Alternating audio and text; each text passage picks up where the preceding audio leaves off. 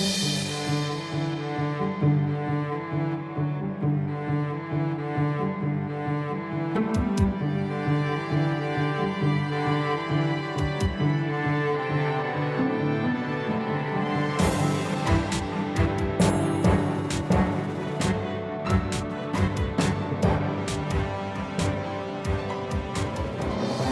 PIB de 2013, apresentado com estardalhaço, anuncia que o agronegócio salvou a economia brasileira.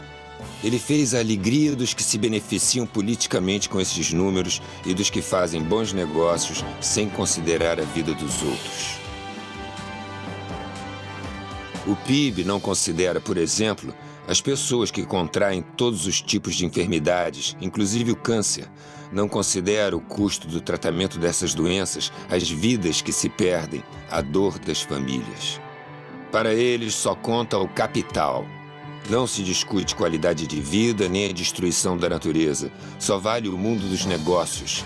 Eles estão contaminados pelas estatísticas mentirosas que mascaram uma guerra contra a vida. Em 2011, éramos cerca de 20 entidades. Hoje somos muito mais. Um imenso conjunto da sociedade luta contra o veneno que nos mata um pouco a cada dia quando consumimos alimentos contaminados pelos agrotóxicos.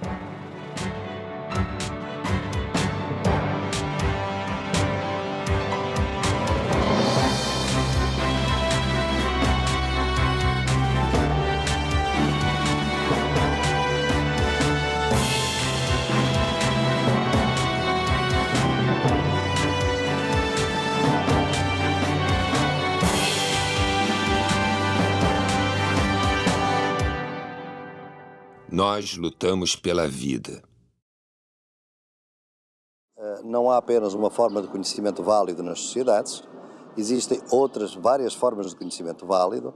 A ciência moderna, de alguma maneira, obteve um monopólio do conhecimento válido, é esse que é ensinado nas universidades, que é um conhecimento que é importante, obviamente, até porque eu também sou universitário, mas não pode ser de maneira nenhuma o único conhecimento. Para o camponês, a produtividade da terra é uma sequência de ciclos. E é por isso que a terra, que este ano tem soja, ou tem milho, ou tem cana, pode ter no próximo ano estar de pousio. Ela está a descansar, nós também precisamos de descansar ao fim de semana, portanto a terra descansa. E no próximo ano continua. Portanto, esta é uma lógica de tratamento com a natureza e de relação com a natureza que assenta em conhecimentos ancestrais que devem ser cada vez mais valorizados. O que acontece é que, com a hegemonia política dos grandes latifundiários e dos grandes agroindustriais da frente agroindustrial, com os mídia que são propriedade deles ou financiados por eles, com partidos cujas campanhas são financiados por eles, eles conseguem transformar todo este conhecimento riquíssimo sobre a terra, sobre a água, sobre a atmosfera, em magia, superstição e atraso.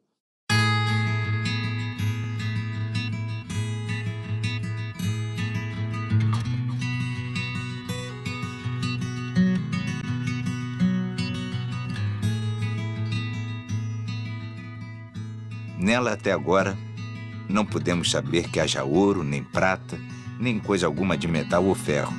Nem ouvimos. Porém, a terra enche muitos bons ares, assim frios e temperados. Águas são muitas, infindas. E em tal maneira é graciosa que, querendo aproveitar, tacear nela tudo, por bem das águas que tem. Carta a El-Rei Dom Manuel sobre o achamento do Brasil, 1º dia de maio de 1500. Um dos grandes dramas do século XXI será a luta pelo controle da água. Chamada Blue Gold, ouro azul, pelas transnacionais que querem transformá-la em uma commodity a ser negociada nas bolsas de valores. Para a maior parte da população, a água é um bem comum inegociável.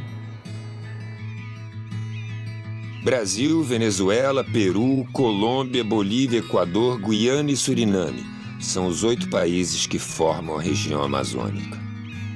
Eles têm o dever de protegê-la contra a ganância dos especuladores. Nesse cenário de destruição, até a natureza pede socorro.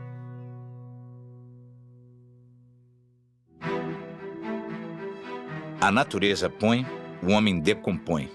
As belezas existentes de uma terra viva e colorida são destroçadas por um modelo predatório de desenvolvimento. Como um guerreiro medieval munido de sua adaga, o homem incendeia o canavial destruindo as propriedades da terra. A biodiversidade da fauna e da flora é destruída para criar um enorme vazio, o futuro distanciado da qualidade da vida pela qual lutamos. Árvores centenárias são derrubadas para virar pasto. A cor desaparece e a floresta é acinzentada pela queimada. O boi nos vê como ruminantes, cúmplices impassíveis da caminhada da civilização para o matadouro. Essas imagens registram a agonia daqueles que chamamos de animais. E nós, que nos consideramos humanos, chamamos de tecnologia de ponta. Caminhamos céleres rumo à barbárie, à desumanidade e ao desemprego no campo.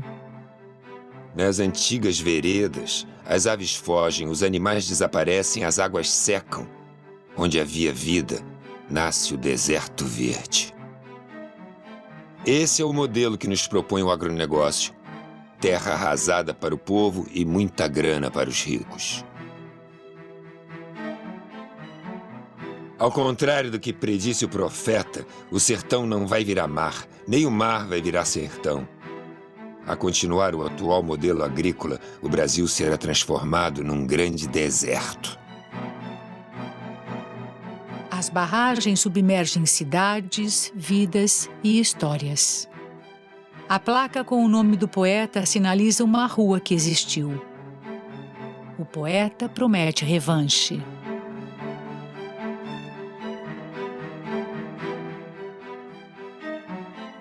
Seus poetas, lá no fundo das águas, vão reconstruí-la, vão reescrevê-la, e ela virá à tona, com limos, com magmas, e nós, homens mortais, vamos arrancá-la das águas como nasce uma estrela de outra estrela.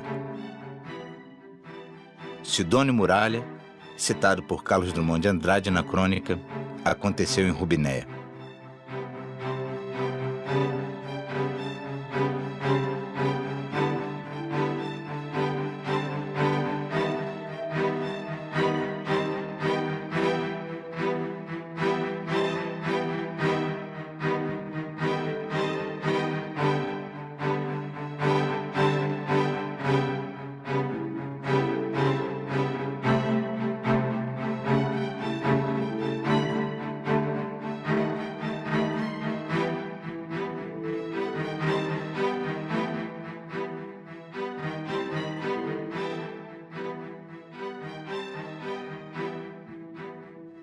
Antigamente, né, a geração anterior que a nossa, as pessoas ficavam com câncer já no final da vida, como que as células iam cansando, é mais fácil elas adoecer. Agora não. Crianças com 10, 12 anos têm câncer. Industrial agriculture does not produce food, and it does not cooperate with nature. It, in fact, works on the basis of a war against nature. And all the chemicals that were invented for war against man have been moved into agriculture. The pesticides, the herbicides, Agent Orange, chemicals meant to kill people. And it is no wonder that people continue to die. A gente resolveu fazer um inventário dos casos de câncer na Chapada do Apodi. E o padre fez uma apresentação da nossa equipe e falou assim, por favor, levante a mão quem tem algum caso de câncer na família. Cara, foi assim, toim, sabe que daria uma cena fantástica. Porque quando as pessoas acabaram de levantar o braço, tinha mais da metade da igreja com o braço levantado. Por que esse alto índice de câncer no meio rural? Porque Rondônia, o uso de agrotóxico é largamente utilizado, não só pelo agronegócio, pelas grandes propriedades, mas também em pequenas propriedades e de forma desproporcional. há um mito de que quanto maior a dosagem acima da recomendado, quer dizer, mais tempo, digamos, ele vai ficar com a roça, né, com a plantação livre de que eles chamam de pragas, né, que na agroecologia nós chamamos de plantas amigas, né. A Organização Mundial de Saúde conta com um instituto, o IARC, que é dedicado à pesquisa sobre câncer, né? E esse instituto, que tem uma metodologia de trabalho bastante rigorosa e até mesmo conservadora, né, reconhece pelo menos 4 tipos de agrotóxicos como cancerígenos do grupo 1A, que são aqueles comprovadamente cancerígenos. Laranja. Estimula a resistência do organismo, anti-inflamatório, previne o cansaço e reduz o estresse. Laranja cultivada com fosmete, tóxico para o sistema nervoso. Laranja cultivada com triclorfon, pode causar câncer, geração de fetos anormais, aborto e infertilidade. Banana. Fornece energia, ajuda a circulação e inibe coágulos. Banana cultivada com triclorfon, pode causar câncer e má formação fetal. Banana cultivada com carbofurano, pode causar câncer, puberdade precoce, infertilidade e aborto. Cebola. Ajuda a controlar diabetes, reduzir níveis elevados de colesterol e pressão arterial. Favorece a saúde dos ossos, é anti-inflamatório e combate resfriados. Cebola cultivada com parationa metílica. Pode causar câncer, puberdade precoce, infertilidade e aborto. Maçã. Bom para o coração e a memória, previne o câncer. Maçã cultivada com apamectina. Pode causar má formação fetal, aborto, infertilidade e intoxicação aguda. Maçã cultivada com ciexatina. Pode causar câncer. Maçã cultivada com fosmete. Pode causar danos ao sistema nervoso. Hortaliças. Ajudam a combater o câncer, a diabetes e a regular a pressão arterial. Hortaliças cultivadas com acefato. Pode provocar câncer, má formação fetal, aborto, infertilidade e intoxicação aguda. O câncer de bexiga, o câncer de rim, todos esses tipos de câncer são, de alguma forma, apresentam forte associação com a poluição ambiental, com agrotóxico, com contaminação, especialmente por metais, que são essas substâncias presentes nesses agrotóxicos que estão associados com o aparecimento de câncer. A função dos agrotóxicos é ser um elemento de eliminar organismos vivos, né? Eles produzem, dentro de determinadas escalas de contaminação, doenças, que elas podem ser doenças de curto prazo e doenças de longo prazo. E isso significa nós estamos lidando com intoxicações agudas até várias formas de câncer que você tem colocadas aí pelo processo cumulativo, e hoje isso está extremamente disseminado do ponto de vista da população. A legislação sobre isso é um problema muito complexo, porque você tem, de um lado, a vigilância sanitária, que é um órgão ligado ao Ministério da Saúde. Do outro lado, você tem os órgãos ligados ao Ministério da Agricultura, e aí tem, objetivamente, um conflito de interesses. Quer dizer, além da questão científica, quer dizer, nem sempre essas decisões governamentais são tomadas com base científica. Elas são tomadas com base em interesses econômicos também. Então, a evidência científica, muitas vezes, não é suficiente para influir numa decisão econômica. E nesse embate entre os interesses do agronegócio e os interesses da saúde pública, frequentemente os interesses da saúde pública são sacrificados. Quando eu tenho o consumo de fertilizantes, químicos, de agrotóxicos, etc., uma parte significativa da renda da terra fica com essas empresas. E há uma organização dessas empresas oligopolizada hoje.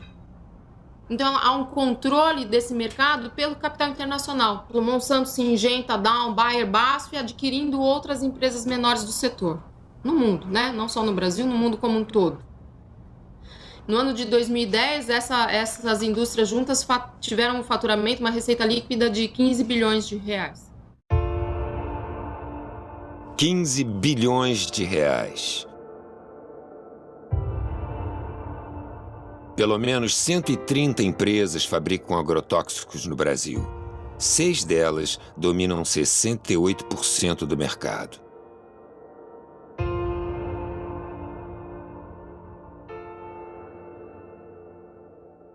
Os males do agrotóxico e a saúde do trabalhador.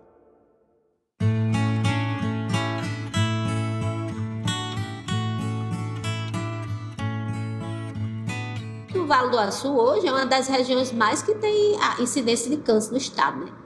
A pesquisa chegou à conclusão de que os trabalhadores rurais bebem água lá na região de péssima qualidade, né? Em 2 locais foi encontrado água contaminada quimicamente com agrotóxicos. O índice de suicídio é altíssimo, o de câncer, o CA, então assim, é muito alto, né? E antes dessas empresas chegar, nós não sabíamos nem o que era isso. Nas frutas eu usava só a bota e o avental. Não tinha luva e não tinha máscara. Então isso jorrava na minha cara, muitas vezes. Aí eu ali fui sentindo dor de cabeça, começou tendo infecção urinária e eu tendo febre e um tremor nas minhas pernas. A doutora Fátima, ela diagnosticou isso, que eram os produtos, porque nesse caso não foi só eu. Ela atendeu várias pessoas da firma, de onde eu trabalhava lá no Carpes. E por conta dessa descoberta que ela fez, ela foi tirada daqui. Eu comecei a notar que algo estava errado quando eu tive uma incidência muito alta de pessoas com sintomas psicóticos agudos. Aí que eu fui notar que essas pessoas que estavam com esse surto psicótico tinham algo em comum. Todas trabalhavam nas empresas de plantio de banana. Teve gente que ficou que nem louco. Eu fui uma. A dor de cabeça que eu senti era tão forte que eu me joguei na frente de um ônibus. Tirei esse joelho do lugar. Eu fiquei que nem doida, eu entrei em depressão, não queria ver ninguém. Eu rasguei roupa, eu jogava minhas coisas fora. E por conta disso, o engenheiro disse que eu era louca. Mas a minha loucura era as dores que eu estava sentindo. Eles, no set do consultório, eles contavam coisas, entendeu? Inominadas. Muitas vezes eu anotava em prontuário, tem tudo anotado em prontuário. A notícia que eu sei é que esses prontuários estão perdidos. Aqui nós temos empresa por nome Del Monte que ela pulveriza. Ela tem um avião que ela sai pulverizando. Ela vai lá para o setor, põe o produto e vem pulverizar aqui na empresa. Aí aqueles produtos ele pode cair na água, que tem um rio próximo. Inclusive houve muita perca de peixe, de pássaro. A funcionária deles da Belmonte me procurou e me disse que, olha, doutora, a senhora fique certa de que na Belmonte tudo é feito muito legalizado. Nesse mesmo dia, por coincidência, entrou um paciente na minha sala chorando, aos prantos, dizendo que tudo que era vivo na casa dele tinha morrido, só restou a mulher e os 2 filhos. Por que aconteceu isso? Ele disse, doutora, é porque eu moro na curva do avião. E quando o avião da empresa faz a curva para despejar o veneno, derrama um pedaço em cima da minha casa. Morreu tudo, não ficou nem sapo. Se você for hoje em qualquer delegacia ou superintendência, agora se chama Superintendência Federal de Agricultura, do Ministério da Agricultura, no Brasil, em nenhuma delas você vai encontrar um ato de fiscalização contra um agricultor que se envenenou. Nenhuma. Se você for no Ministério da Saúde, também não existe. A pergunta é por quê?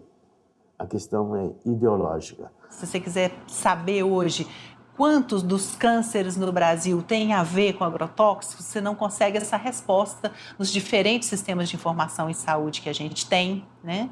E se você quiser buscar entre os registros de câncer qual é a ocupação dessas pessoas, você vai ter dificuldade também de encontrar o dado de ocupação, por incrível que isso pareça, né? Então, há toda uma tendência de ocultamento mesmo disso, né? Desses problemas de saúde, eles não aparecem, né? Para cada informação de que houve intoxicação que chega ao Ministério da Saúde ou à Fiocruz, a gente tem 50 casos que não são notificados. O que isso significa, né? Significa, nesse período de 99 a 2009, nesses 11 anos, foram 62 mil intoxicações por agrotóxicos no país, ou 5.600 por ano, ou 15 diárias, ou, se preferirmos, uma a cada 90 minutos. A cada 90 minutos no Brasil alguém é intoxicado.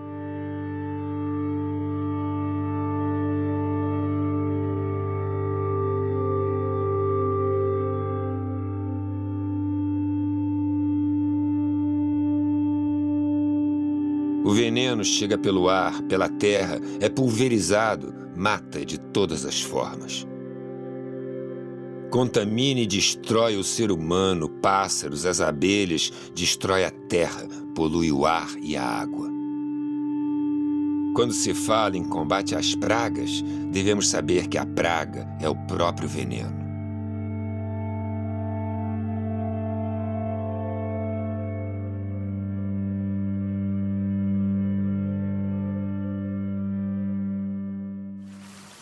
Em 3 de maio de 2013, a Escola Municipal São José do Pontal foi atingida por uma chuva de veneno engeopleno, da Singenta, lançado sobre lavouras de milho transgênico. A quadra fica a 50 metros da escola. Muitos alunos na quadra, uns 20, 30 alunos na quadra. Tinha ônibus escolar no pátio da escola, Kombi e moto. Então, eu acredito que daria para ele ver. Até que eu achei no primeiro momento que ele passou assim para chamar a atenção. Tava passando, pensei, deve estar chamando a atenção, passando para chamar a atenção em cima da escola. E durante o tempo que ele estava passando, algumas crianças pequenas, na primeira vez que ele passou, saiu correndo atrás desse avião. Todo mundo estava correndo atrás, né? Achando bonito. Tinha hora que nós pensávamos até ia cair, tanto que estava passando perto. Num desses voos, eu senti o calor do motor do avião. Passava muito baixo em cima da escola. A gente sentia aquele calor, aquele mormaço quente da aeronave por cima da gente. Umas vezes que ele passou e não desligou o lugar de jogar o veneno. Dava pra ver as gotículas de veneno assim caindo em cima da gente. Foi, começou a derramar veneno em nós, aí nós pegou e já começou a tossir, vontade de vomitar, coçando. Aí nós saímos foi pra dentro das salas de aula. Em seguida os alunos começaram a coçar. Coçar, tirar a camisa, coçar. E eu vi quando a professora Renata e outros professores falaram, olha, os meninos estão passando mal. E aí começou aquela coisa assim, a gente começou a ficar meio desesperado.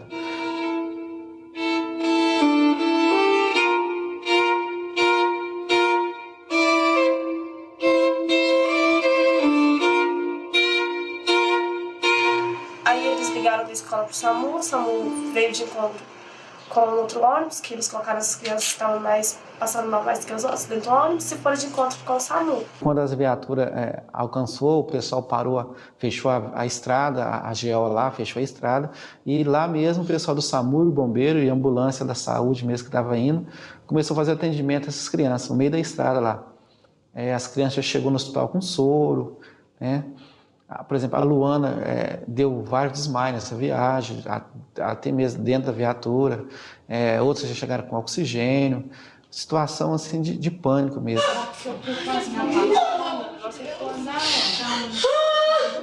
Senhor Jesus, misericórdia.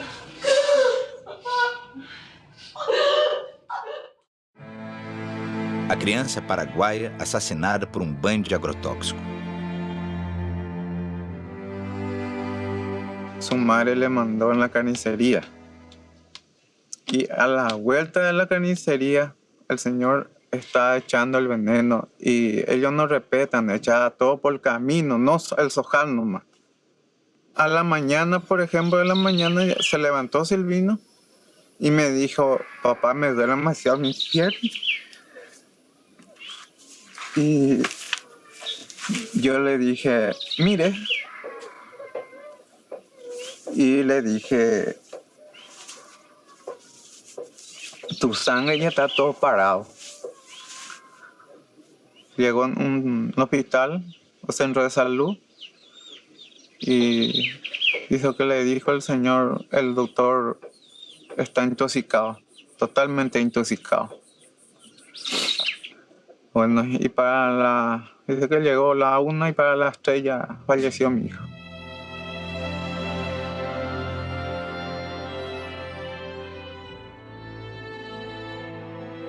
A cultura do tabaco utiliza em média 42 tipos de agrotóxicos, causando uma devastadora contaminação humana e ambiental. Eu tô no fumo desde os 7 anos que o pai começou a plantar. E desde ali, eu tô na lida do fumo, sempre, direto, cada ano. E daí, com isso, eu sinto mesmo em mim que tá agravando cada vez mais, né?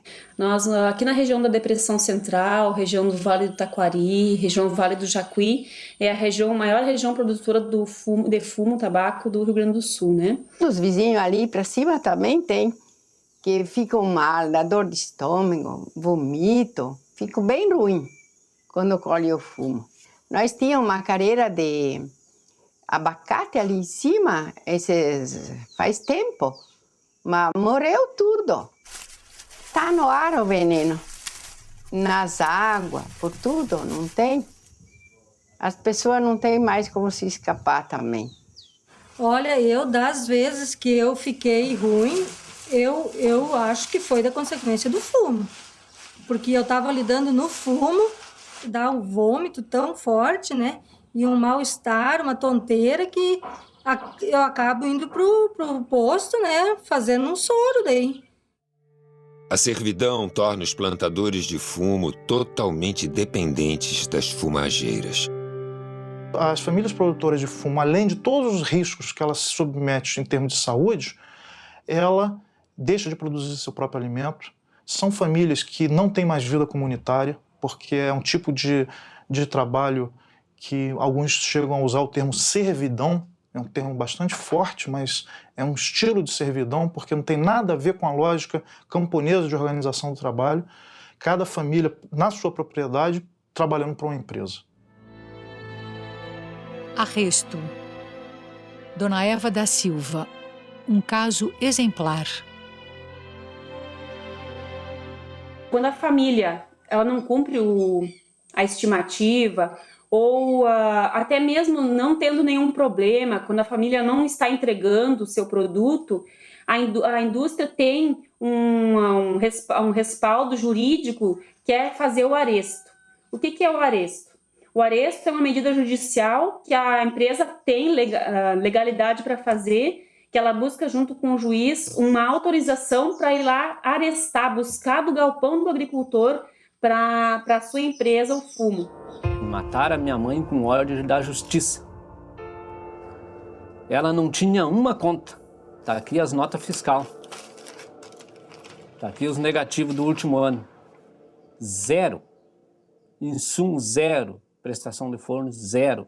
Tá aqui as notas fiscal. Daí a empresa vai com um respaldo policial, vai o oficial de justiça, vai funcionários da brigada, né, policiais acompanhar os funcionários da empresa para ir lá buscar o produto. E a dona Eva, mesmo alegando que não tinha dívida, né, nós vamos carregar o teu fumo. E ela disse, não, se vocês carregarem o meu fumo, eu vou me matar. E assim ela fez. Começaram a quebrar a porta do galpão, começaram a carregar. Ela veio atrás da casa, tinha uma parreira com uva, com tanque, pegou uma corda, se enforcou, ficou em pé. E ali ela morreu em pé. Por causa de uma fumageira.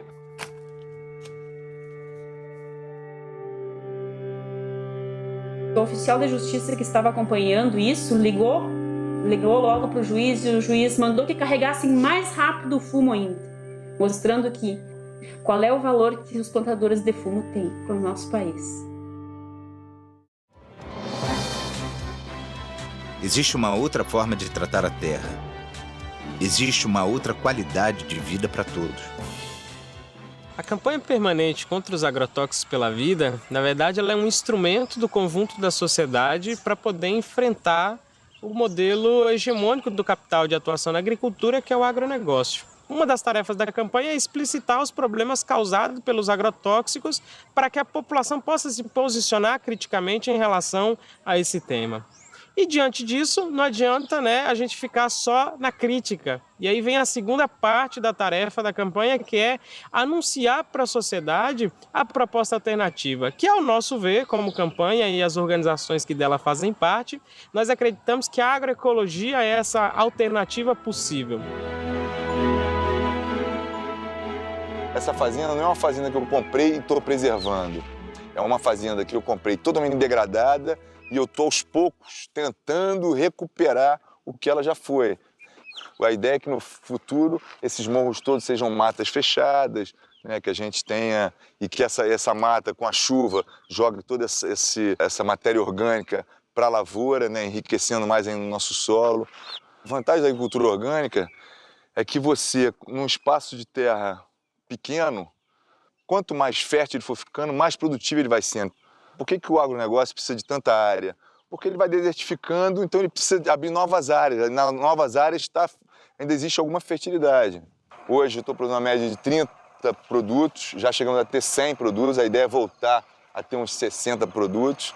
Tem a coisa do gado, que é tratado com homeopatia, fitoterapia, o controle de verme, o controle de carrapato, tudo feito através de ervas. O leite é totalmente limpo, a gente faz um queijo, de alta qualidade também. O interesse, cara, é que a pessoa o que eu como, minha filha pode comer. Agora você vai numa fazenda convencional, você não colhe um negócio e dá para sua filha. Chega num produtor de morango e fala, come um morango desse que você está plantando. Eu duvido que o cara coma, não come. O encontro de agricultura orgânica, a gente costuma falar que é o encontro do bem. Ali está todo mundo preocupado com a qualidade do que a gente vai comer. Ninguém está preocupado em se dar bem com o outro, ou ficar mais rico ou menos rico. Eu quero deixar para minha filha alguma coisa que seja preservado, que seja sustentável, que ela possa ter orgulho. Eu estou preservando as minhas águas, eu estou preservando a minha mata, estou preservando meus animais, eu estou preservando a floresta, eu estou preservando nossa saúde. Existem alternativas para nos alimentarmos com qualidade e sem riscos de contaminação. Estes são os orgânicos cultivados em Paracambi, no estado do Rio de Janeiro. Neste sítio onde a cultura é orgânica, os animais não vivem confinados e tudo inspira qualidade de vida.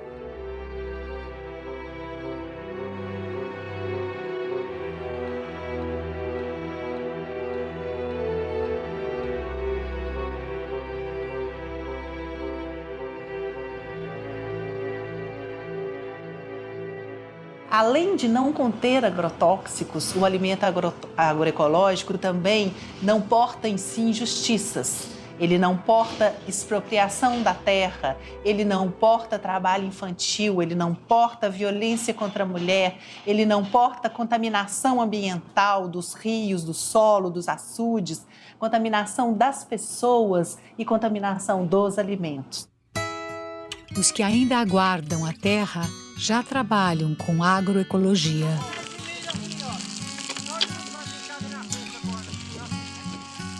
A gente foi parar na beira da estrada, na pista, em busca de um sonho, de ter terra, como os acampamentos.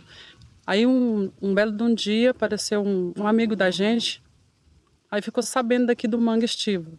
Aí chegou lá, comentou pra gente, a gente se interessou e veio.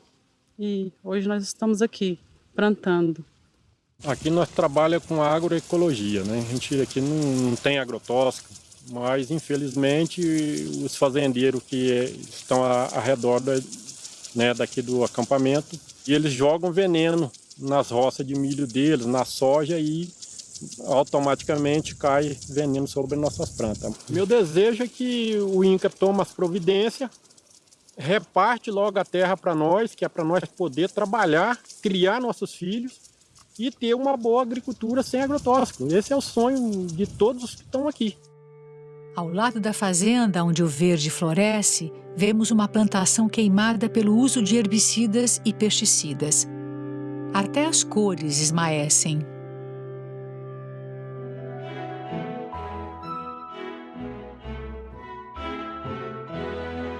O assentamento Roseli Nunes, em Mirassol do Oeste, no Mato Grosso, desenvolve cultivos agroecológicos, mas não consegue a certificação da produção devido aos agrotóxicos aplicados na monocultura da cana e que atinge as suas hortas. Pedimos a ajuda e o apoio dos órgãos públicos de todas as áreas: saúde, agricultura, meio ambiente. Nós lutamos pela agroecologia, pela produção natural do alimento.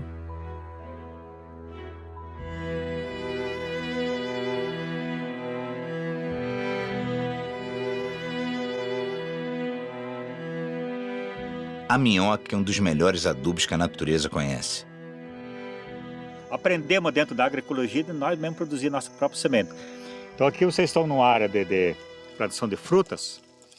Quem trabalha com plantas baixas também no meio das fruteiras, né? E a gente trabalha com... A hora que acabou a produção, a gente entra com adubo verde, depois incorpora para ter o adubo nas plantas, né? E aí depois a gente volta a plantar abóbora e feijão no meio das fruteiras. Aqui é um biofertilizante, que esse é um adubo foliar. Ele serve como inseticida, né? Que ele tem o ninho e tem o adubo de gado cru, né? Verde. Então ele fica por 20 dias. Ele dá uma pressão aqui dentro e aí ele acaba para pulverizar ele. Você utiliza aí daí 2 litros desse aqui com 20 litros d'água e acaba pulverizando. Para pulverizar e serve como inseticida e como adubo foliar. Aqui é o biofertilizante, que a gente usa na proporção de 1 litro, para 20 litros. A composição dele: esterco de gado fresco, esterco de gado do dia, né? Capim triturado, uma rapadura, 1 litro de leite.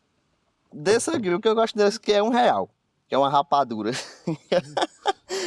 Porque o restante a gente tem o leite, tem o esterco, nada de agrotóxico. Você produz no seu própria propriedade, no seu próprio terreno, você produz.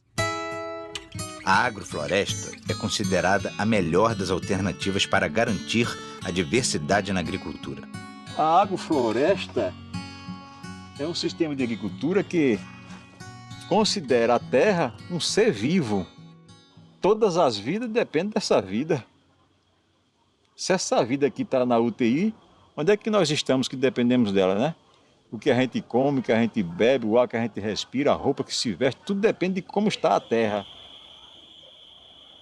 Eu trabalho aqui em 1 hectare de terra, cerca de 13 mil quilos de alimento que a gente consegue produzir. É justamente em 1 hectare de terra, né? Além dessa grande diversidade de plantas que existe. Esse sistema de agricultura, a gente aprende tudo com a natureza. Se você começa a observar, você vai ter um monte de coisa, um grande aprendizado. Se você for afastar a folhagem ali e for olhar o solo, você vê uma diferença muito grande daquele solo ali para este solo aqui. Eu recebi esse lote de terra de 15 alqueires de herança do meu avô materno, quando eu tinha 15 anos. E com 15 anos eu comecei a plantar árvores aqui. Naquela ocasião não tinha nenhuma árvore nesse lugar. Então faz 30 anos que eu estou plantando árvores aqui. Quer dizer, se na natureza o que nós encontramos são florestas, então nós vamos ter que fazer agricultura dentro de floresta, né? É isso que é a agrofloresta. E nós vamos ter que, então, respeitar os ciclos de formação da floresta, né, para fazer atividade agrícola. O resultado, ele vai aparecendo, às vezes demora um pouco, tem que ter um pouco de paciência, né? Mas eu cansei de ver insetos que estavam aparentemente gerando um problema ou doenças desaparecerem do nada. Apenas eu continuei fazendo o meu trabalho de enriquecer biologicamente o lugar, aumentar a biodiversidade e trabalhando o solo e a biodiversidade ambiental. Só isso. Há um grau de artesanato na nossa atividade, mas isso não quer dizer que precise ser feito pequenininho só para o autoconsumo. Respeitando esses fundamentos, eu consigo ter uma produtividade igual ou melhor que o melhor agricultor convencional. Eu fico imaginando que boa parte dessas pessoas que estão nesses lotes irregulares, né, de área de risco e tal, eram pessoas que vieram do campo e que era para estar em sítios como o meu, né? Aqui vocês vão ver que todas as áreas têm uma espessa proteção de biomassa, de matéria orgânica no solo. Então toda a chuva ela é retida, absorvida e levada para os reservatórios. Então toda essa chuvarada que está criando desgraça em alguns lugares, para nós só está criando benefício. É até constrangedor falar isso. Mas para nós isso é extremamente importante, porque ela está abastecendo meus mananciais, para que na época da seca eu tenha água reservada. Eu costumo dizer que se a agricultura orgânica é uma agricultura que respeita, que está em harmonia com as leis da natureza, a agrofloresta é uma radicalização desse conceito, né? E ele tem como característica produzir muitas espécies vegetais, muitos tipos de alimento simultaneamente, de modo que sempre nós teremos comida dentro de uma agrofloresta. As cooperativas agroecológicas potencializam a produção e a distribuição dos produtos orgânicos. Essa aqui é uma lavoura de arroz pré-germinado, lavoura de arroz orgânica. Para não contaminar essa nossa lavoura, nós tivemos que erguer uma estrada e deixar crescer essa vegetação, porque do outro lado tem uma lavoura de arroz convencional que usa veneno, passa veneno de avião e interfere, acaba entrando na nossa lavoura de arroz e contaminando o nosso arroz orgânico. A gente controla as ervas daninhas, invasora, com a água, com a lâmina d'água. A gente trata com não agride a natureza e ela também não agride o ambiente, porque nós viemos tudo de uma luta por uma conquista da terra, a socialização do uso dos recursos naturais. E então de nada adianta nós conquistemos esses recursos naturais, que são a terra, a natureza, a água, e nós não cuidar dela. Então aqui a gente faz o processo do recebimento do arroz. Então o arroz é plantado e tal e vem para cá. Aí a gente faz o recebimento, a análise todo do arroz e vai para o engenho. Aí o arroz é secado, descascado, né? Daí a casca do arroz ela vai para a cama, para ser feita cama para os suínos, né? E o farelo do arroz é feito para a alimentação deles, como ração para o suíno. E daí o arroz próprio, né, vem para cá, para a sala da embalagem, onde a gente faz o processo de empacotamento, embala todo o arroz e deixa ele pronto para ir para o mercado.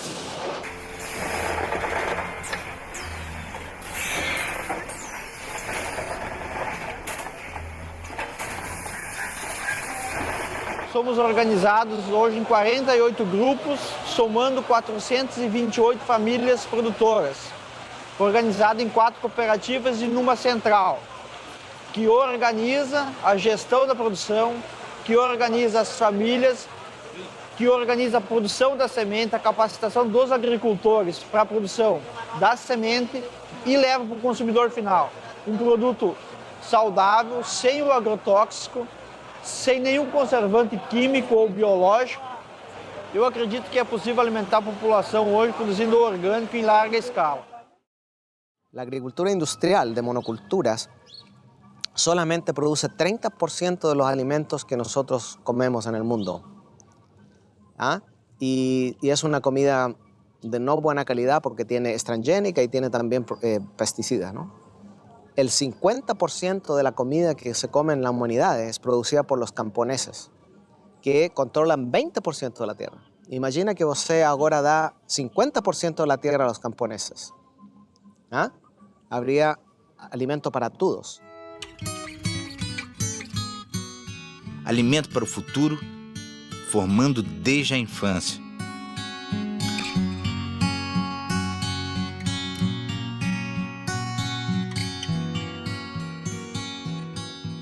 A merenda escolar, a gente recebe um recurso, né? E desse recurso a gente tem uma porcentagem que vai comprar da agricultura familiar. E a gente compra aqui da região, né? Das famílias assentadas.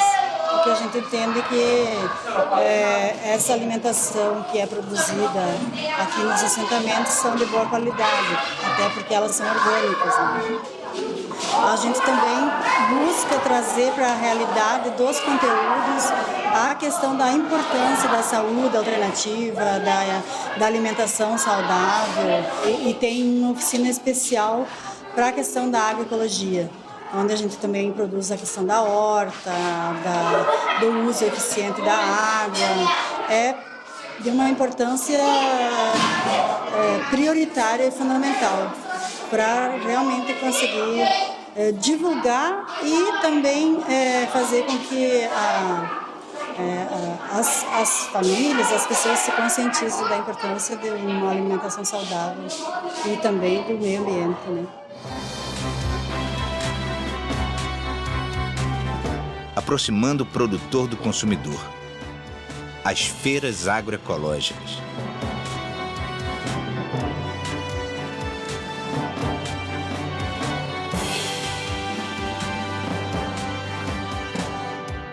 Não dá para você imaginar o avanço da agroecologia sem buscar uma maior aproximação dos agricultores com os consumidores. Isso é fundamental. As experiências agroecológicas, elas avançam mais onde você tem mercados locais que são capazes de absorver essa produção. Então, onde você tem as feiras da roça, as feiras da agricultura familiar, ou as feiras agroecológicas, que felizmente se expandiram no país nos últimos tempos, você tem um estímulo à produção agroecológica. Os agricultores se sentem estimulados a produzir porque sabem que tem os canais de comercialização direta com os consumidores. Eu estou convencido e acredito que tenho elementos suficientes para comprovar isso, e em muitos outros lugares outras pessoas pensam a mesma coisa, em que a única solução para a produção alimentar, quer dizer, e de outras coisas não necessariamente alimentares, outros produtos da agricultura, de forma sustentável vai ser através da agroecologia e em combinação com a agricultura familiar. Ele é capaz de produzir a quantidade necessária de alimentos e outros produtos com preços acessíveis e com uma qualidade de produto que o sistema convencional é incapaz de produzir.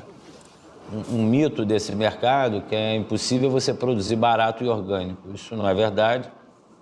É uma questão de você organizar essa produção e ter formas de escoá-la, né? As experiências têm mostrado que esse tipo de lógica de relocalizar a agricultura e o consumo, quer dizer, aproximar a produção do consumo, ela responde a esse desafio de alimentar uma população humana crescente. E hoje existem já vários documentos internacionais das Nações Unidas, da FAO, que reafirmam isso. Isso já não é um discurso vindo só dos movimentos sociais. Tem um conjunto de documentos importantíssimos no plano internacional que confirmam o papel dessas experiências e, além de confirmar, dizem mais. Se nós não mudarmos, não promovermos uma transição da agricultura na direção da agroecologia da agricultura camponesa, nós não teremos saída para os grandes dilemas alimentares e energéticos que a humanidade está se defrontando e se defrontará muito mais. Tinha um mito antigamente de que agrotóxico tornava as coisas mais baratas. E não é verdade, porque na feira orgânica onde eu vou, eu consigo comprar uma alface no preço que eu compro no supermercado. Tá? A gente tem direito de comer frutas e verduras que não têm venenos, né? Porque são venenos, né? Eu acho que o principal é a conscientização de todos nós de não usar o agrotóxico e passar essa conscientização para as outras pessoas, porque infelizmente quem produziu e quem está ganhando dinheiro com isso, ele não vai querer parar de vender, né? Então acho que essa consciência tem que partir da gente, parar de usar o agrotóxico e ser sincero com nós mesmos em querer uma vida mais saudável. E se nós não fazer isso agora, que ainda temos um tempinho, eu não sei mais para frente se a gente vai conseguir reverter isso. Os produtores das sementes crioulas fertilizam a vida, lutando contra o monopólio das sementes transgênicas. Hoje, seja soja, seja o que for, que foi modificada, vem o pacote. Tu vai ter que botar o adubo, tu vai ter que botar o herbicida, né, nela, para poder produzir. Se não fizer isso, tu não colhe, porque a empresa já faz o pacote direcionado para vender. Venda a semente e venda os insumos. Nosso papel simplesmente é produzir uma semente de qualidade para vender para o povo brasileiro.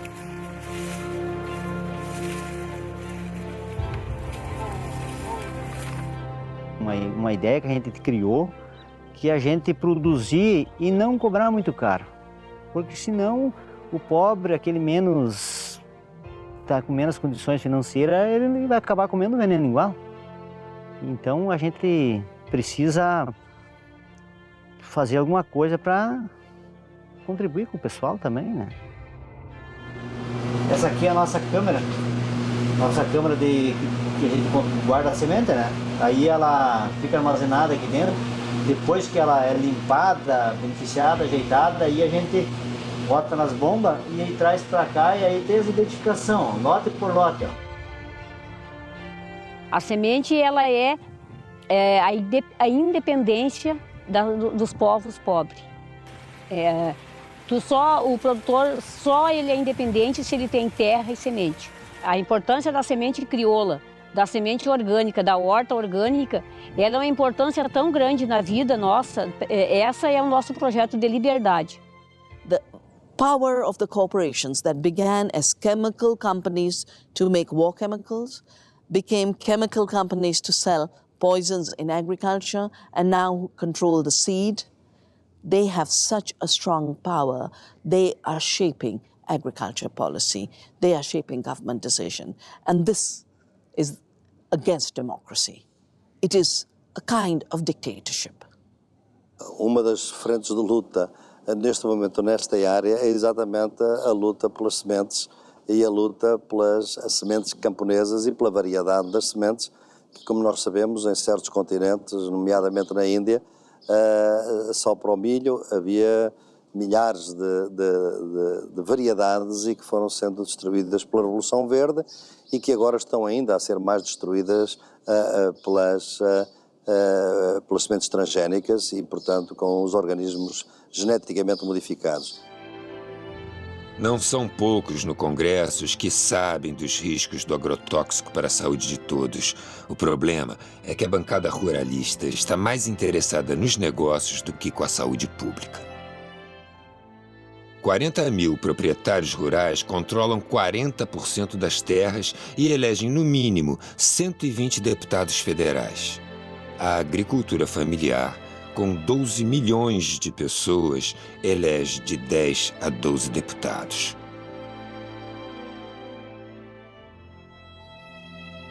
Uma opção política. O Ministério da Agricultura recebe 10 vezes mais recursos para cuidar do agronegócio do que o Ministério do Desenvolvimento Agrário usa para cuidar dos pequenos agricultores. Enquanto o agronegócio cria commodities para exportação, o pequeno agricultor põe comida na sua mesa.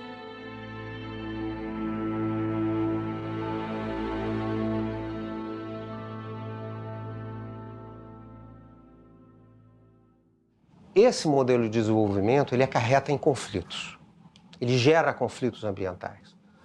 Porque é óbvio, agricultores estão perdendo terra, indígenas e quilombolas estão lutando pela demarcação das suas terras, populações contaminadas estão lutando para mudarem e enfrentarem os agrotóxicos, os assentamentos agrários e a luta pela reforma agrária enfrenta essas forças.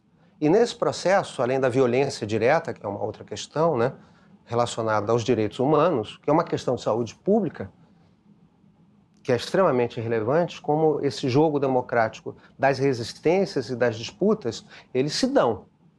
Se acusa muito e criminaliza-se muito movimentos sociais, mas não com a mesma velocidade ou com a mesma força que deveria se avaliar os poderosos economicamente e politicamente que infringem direitos humanos e que desrespeitam as populações e violentam, assassinam, ameaçam.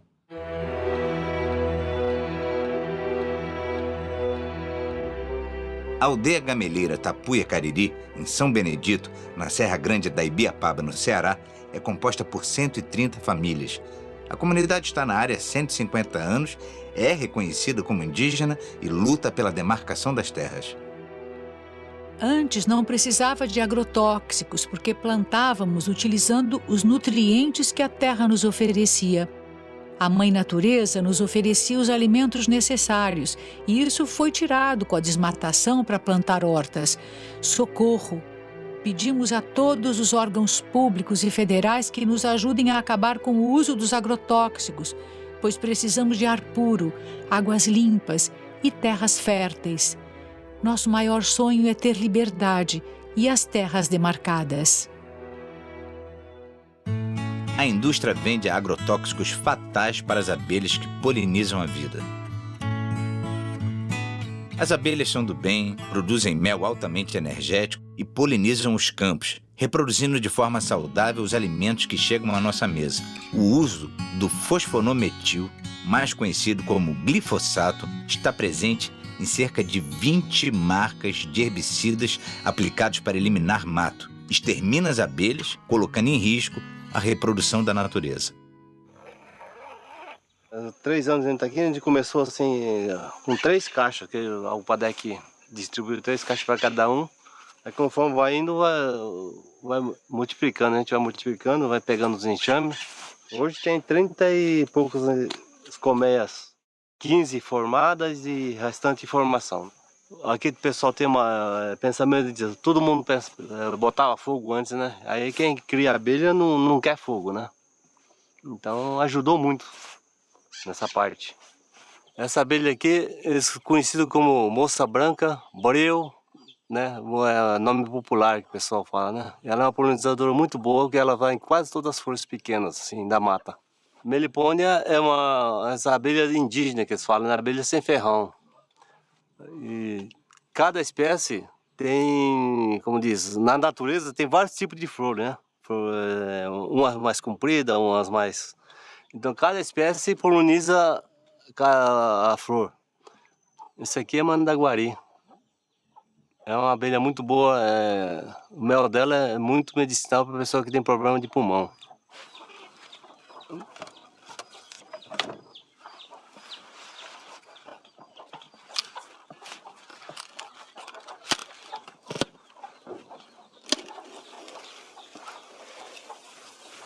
Aqui, ó. Esse aqui é os filhotes, né? Esse aqui são os potinhos de mel e pólen.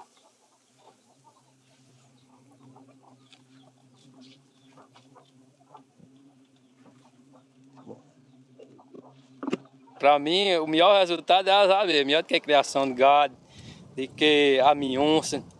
Para mim, eu acho melhor, né? Se cuidar direitinho, sempre dá.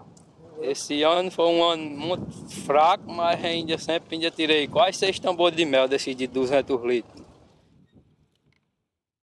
Isso aqui é uma coisa muito importante que valoriza a propriedade da família, do pequeno produtor. Aqui nós estamos se reunindo com várias pessoas de Alta Floresta.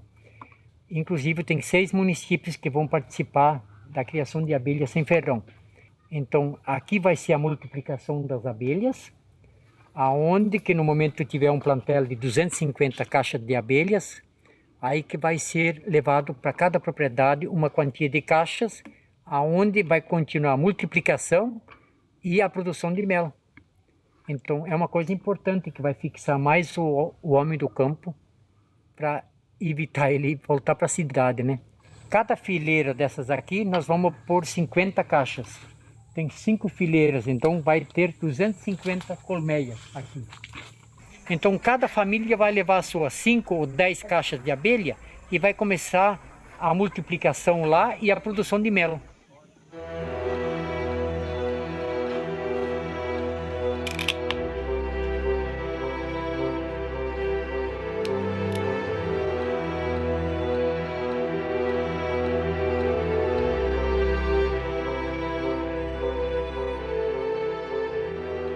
Nós visitamos comunidades, por exemplo, em transição agroecológica, onde está organizada uma cooperativa de jovens que fazem apicultura numa atividade altamente compatível com o semiárido, né?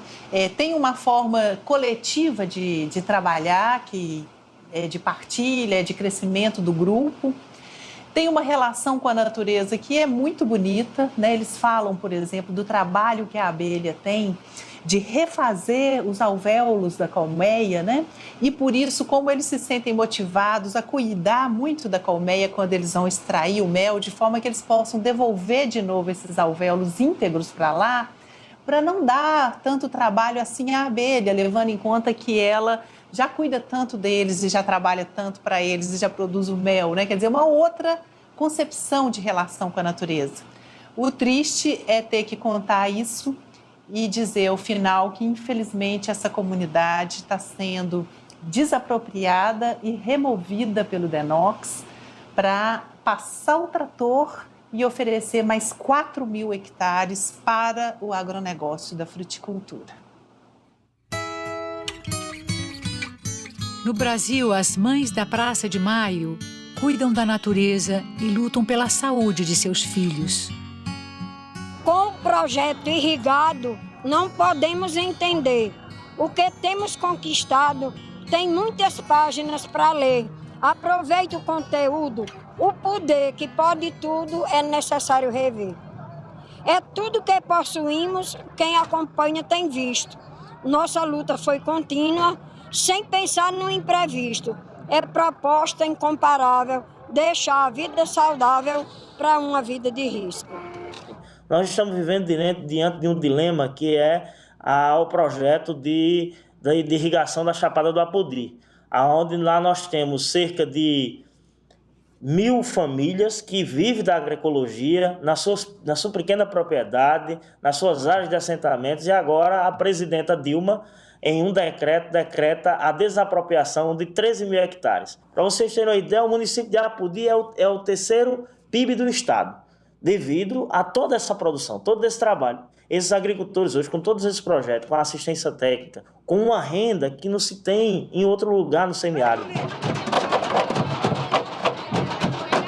Sabemos da nossa luta, do dia a dia, que se nós perdemos as nossas terras, se perdemos os nossos territórios, também não só perdemos a nossa autonomia econômica, mas perdemos a soberania sobre os nossos corpos e nossas vidas. Há um projeto que está dando certo. Há pessoas trabalhando e vivendo bem. Os trabalhadores que vão para a Chapada do Apodi, levados pelo DENOX, é para ter mão de obra barata e concentrada para as empresas. Eu acho que Dilma está fazendo uma coisa que nenhum governo da ditadura militar teve coragem. Que esse projeto foi desde a ditadura militar. A gente sabe que são muitas experiências que já está dando certo concretamente durante esses 15 anos que a gente construiu, juntamente com os movimentos, mas um projeto vem destruir tudo que a gente construiu desse ano. E o sindicato não poderia concordar com esse tipo de coisa. É entregar todas as nossas terras ao grande capital e fazer de conta que nós, trabalhadores rurais, servimos só para ser empregados. E isso a gente não concorda. Essas comunidades que estão a sofrer uma agressão extraordinária, essa agressão não é apenas nos seus meios de vida, na sua água, nas suas terras, no seu ar, obviamente, mas é também nas suas organizações.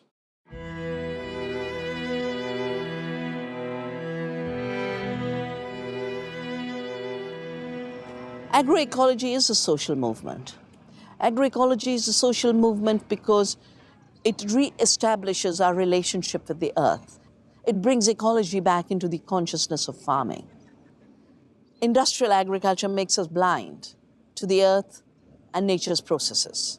But it is also a social movement because it is attracting very different kinds of people who become agents of change for how we produce agriculture and how we produce our food. Essas manifestações de resistência, elas se articulam em rede, né? Elas se apoiam mutuamente, elas trocam as experiências, elas buscam fortalecer umas as lutas das outras, né? E que vem na agroecologia uma resistência contra esse modelo dominante de agricultura, que é o modelo do agronegócio.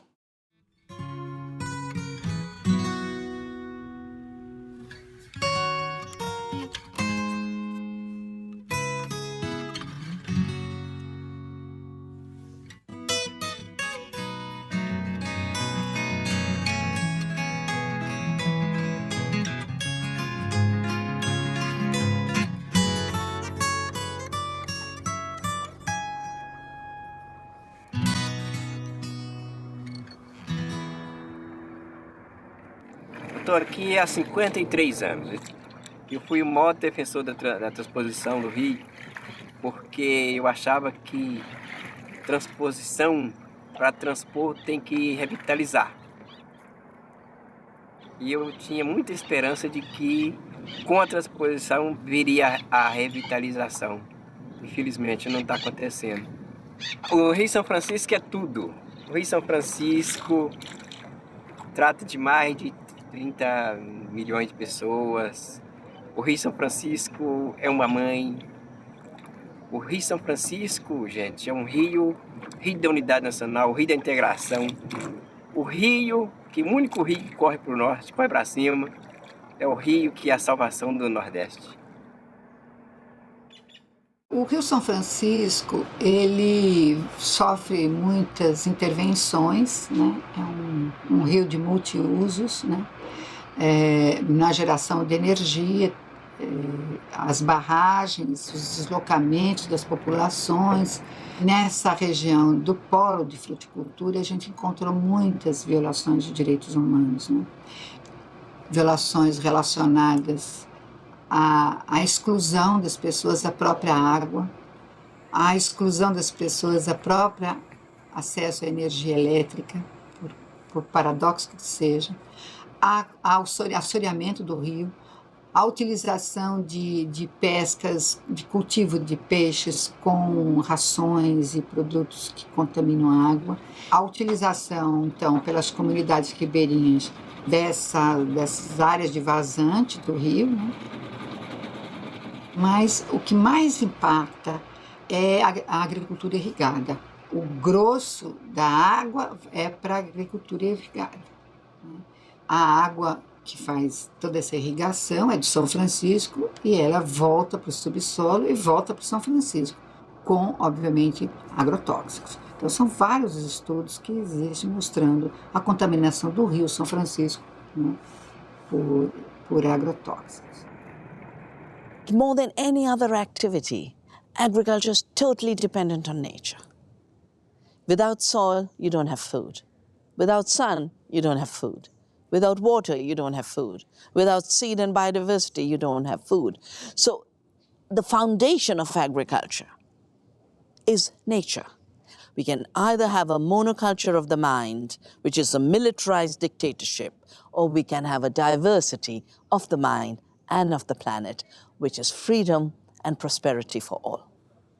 Dependendo dos rumos para onde vai o chamado complexo econômico social da saúde, ele já também condiciona e induz um modelo de desenvolvimento mais equânime, inclusivo, socialmente justo, ou um modelo de desenvolvimento perverso, iníquo, e que, ao invés de produzir saúde, produz doença. It is now time to recognize that life in freedom, life in diversity, life in health, life in resilience is the ultimate creative act. And to the extent we cooperate with the earth to enhance these processes, we are all artists.